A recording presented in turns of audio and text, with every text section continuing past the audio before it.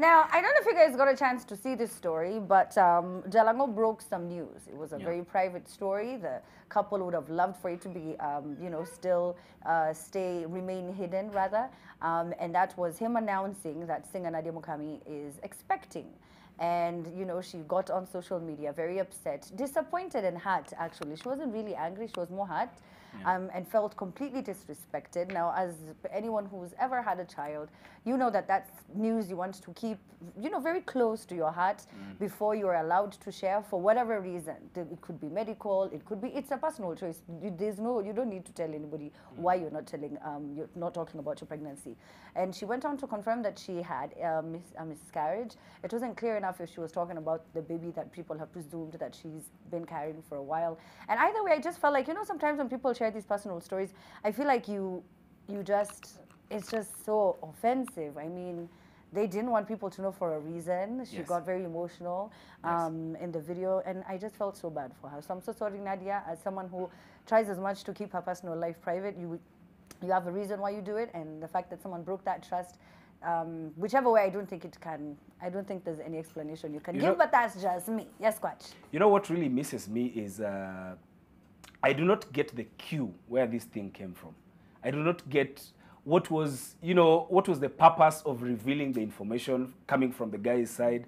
This is not even the kind of udaku that is consistent with his personality. So where is it coming from? It's not that he's not an Edgar who every now and then we hear him dropping tea up and apale. Ingetokea kwa Edgar, just the way Nadia was saying that if it was a blogger or something, then we could have understood that you have a reason why you're doing what you're doing.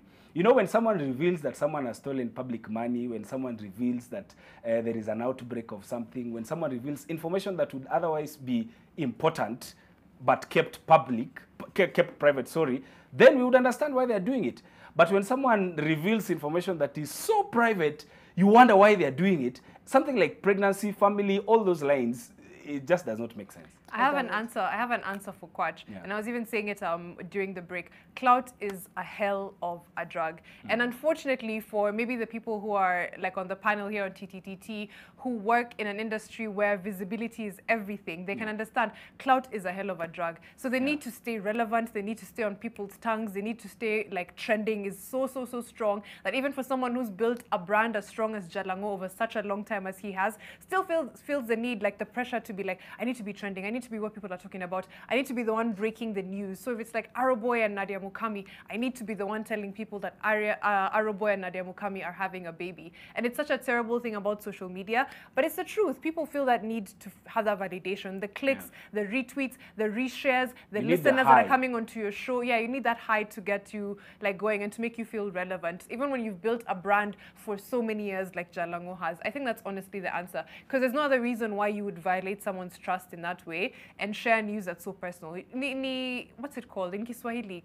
There's a word for it. But Udaku, umbea. Yes, umbea, that's the word. Umbea, that's actually the word. You just feel a need to be the first one to break the news and to be the one sharing. And it's a very bad side effect of living in an industry where everything is clicks, reshares, listens, and everything. So I think that's genuinely what was up. Yeah. And he had invited them over to his house, which, you know, it just makes you feel closer to someone, and then they go out and they do that. And we're all in this industry, so we know how, you know, we are so particular about the people that you hang out with because you just want to keep your life private.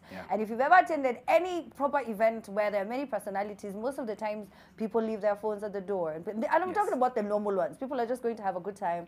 You know, you just, because you don't know what intentions other people have, so you just find that they have the same small circle that they've had for many years. Setini maringo, people have done you wrong, done you dirty so many times that you don't even know who to trust and who not to trust, so you just keep everyone at bay. Yes, Cindy. I mean, I think at the beginning when you talked about this story, you said it all. I've been pregnant this show, I think, since 2018. We are lucky last year we escaped.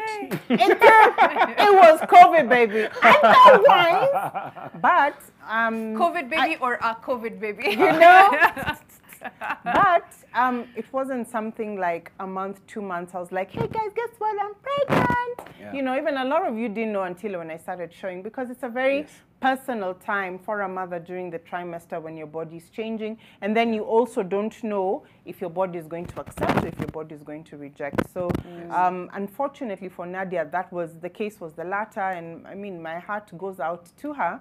And I think it is just the pain of having gone through that traumatic experience. She's like, you've made me relive this situation again. People didn't have to know, but now guys are going to see me on the street and say, hey, you're performing in that booty shot. Where is the baby? And now she has to, explain to people who don't matter to her at that level.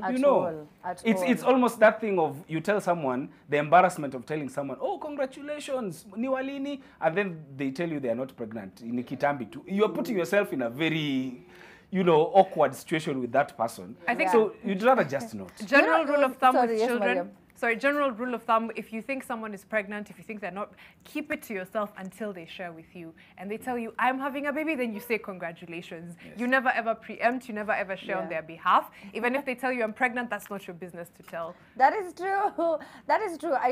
With Cindy, I never asked her.